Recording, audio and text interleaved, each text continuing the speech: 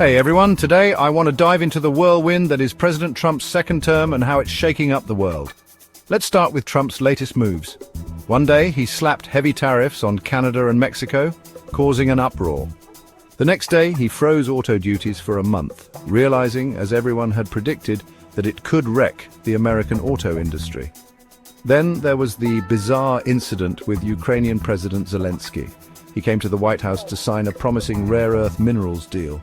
But after a heated exchange with VP J.D. Vance, Zelensky was kicked out. European leaders are now scrambling to manage the fallout from that diplomatic disaster. And let's not forget Elon Musk, who's now in charge of the Department of Government Efficiency. He's aggressively cutting through bureaucracy, leading to massive layoffs and uncertainty for citizens and industries relying on government support, all while the economy is teetering on the edge.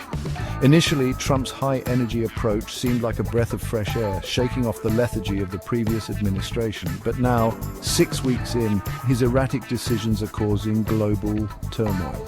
From dismantling national security arrangements to upending the global free trade system and slashing government programs, it's becoming clear. There's no coherent plan. It's all gut-check calls and improvisation.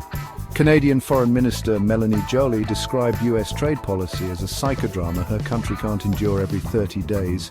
And Ontario Premier Doug Ford is calling for a complete eradication of tariffs, labeling Trump as the sole cause of this chaos. So, what's the impact? The US dollar is in a sharp decline. Investors are looking elsewhere due to the policy volatility. Mexico and Canada are considering deeper trade ties with China, and the EU is exploring similar options. Trump's America First approach is not just pushing allies away, but also potentially boosting adversaries like Russia. Ruchir Sharma of Breakout Capital said the world is getting its act together while the US fumbles.